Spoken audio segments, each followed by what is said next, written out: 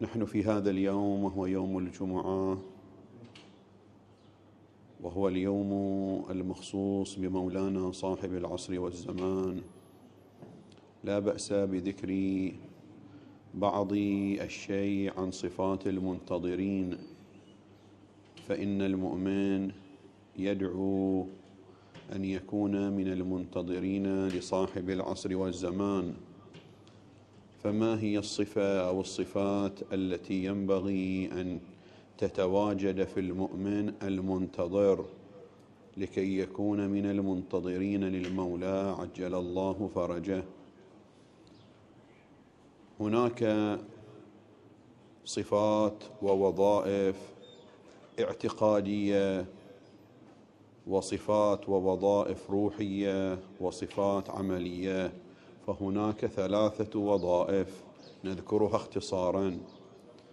الوظيفة الأولى الوظيفة الاعتقادية، وهو لا بد من تقوية البعد العقائدي المرتبط بصاحب العصر والزمان، فإنه كلما مر الزمان تكثر الشبهات وتكثر الإشكالات، وتأتي التيارات المنحرفة وأصحاب الدعاوى الباطلة، وقد يسقط المؤمن الموالي المحب الذي عنده الجانب العاطفي فقط دون أن يغذي الجانب العلمي، الجانب العقدي، الجانب الاعتقادي، ويعتقد أنه من المنتظرين ويدافع عن صاحب الزمان، ولكنه لخلل في عقيدته وفي فهمه وفي تقوية البعد العلمي هو يحارب الإمام من حيث لا يعلم. ولهذا أؤكد على أهمية تقوية البعد العقدي، البعد الفكري المرتبط بالمهدوية. ولهذا ورد في الدعاء: اللهم عرفني نفسك، فإنك إن لم تعرفني نفسك لم أعرف نبيك. اللهم عرفني رسولك، فإنك إن لم تعرفني رسولك لم أعرف حجتك. اللهم عرفني حجتك، فإنك إن لم تعرفني حجتك ضللت عن ديني. فكل ما يتعلق بتعريف الحجة من وجوده، من ولادته، من مقاماته، من وظيفته في زمان الغيبة، من أهداف ولأهداف وجوده، كلها ينبغي على المؤمن أن يسعى لتثقيف نفسه بهذه القضية. فنشد على عضد الإخوة والناشئة: كلكم راع وكلكم مسؤول عن رعيته، بتقوية البعد العقدي. وهناك كتب الآن مؤلفة كلها في الدراسات المهدوية، وبعضها كتب للتعليم، بعضها للتدريس، تتكلم عن أبحاث المهدوية. فأنا أقول لا بد من التركيز على البعد العقدي، وهذا مسألة خطيرة في زماننا. هناك انحرافات كثيرة عقدية ترتبط بمسألة المهدوية. هذا العنصر الأول. المنتظر لا بد أن يكون اعتقاده ويقينه اعتقادا صائبا دقيقا علميا. الأمر الثاني الارتباط العاطفي، الارتباط الروحي، وهذا هو والحمد لله موجود عند كثير من المؤمنين.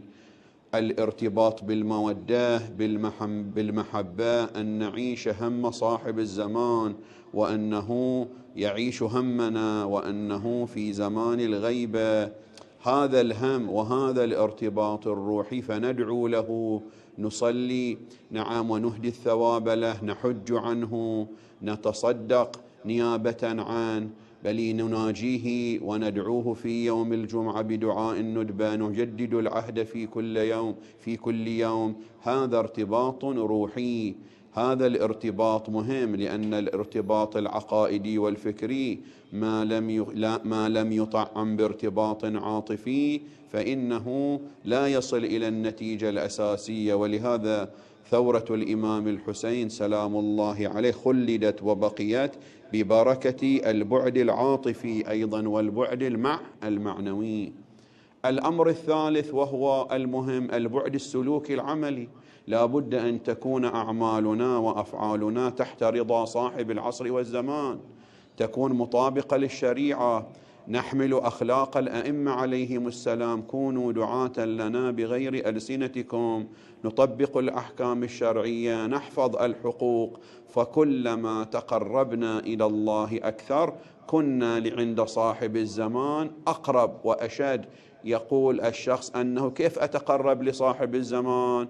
عطنا ذكر، عطنا دعاء. المسألة واضحة، كلما تقربت إلى الله أكثر كلما كان صاحب الزمان يلي أنت أقرب إليه ويدعو إليك وتعرض الأعمال عليه ويرى سريرتك. إذن أعمالنا لا ينبغي أن تؤذي صاحب العصر والزمان، فلا بد أن ندقق في سلوكنا الخارجي، في تعاملاتنا الفردية، في تعاملاتنا الاجتماعية. فإذا قوينا البعد العقدي والبعد المعنوي والبعد العملي فإننا نستطيع إن شاء الله أن نكون أقرب لرضا صاحب العصر والزمان، وأن نكون منتظرين انتظارا حقيقيا. ولهذا من صفات المنتظرين الورع ومحاسن الأخلاق. وفقنا الله وإياكم لأن نكون من المنتظرين، وأن يشملنا مولانا صاحب العصر والزمان بدعائه. أقول قولي هذا وأستغفر الله لي ولكم، وصلى الله على محمد وآله الطاهرين.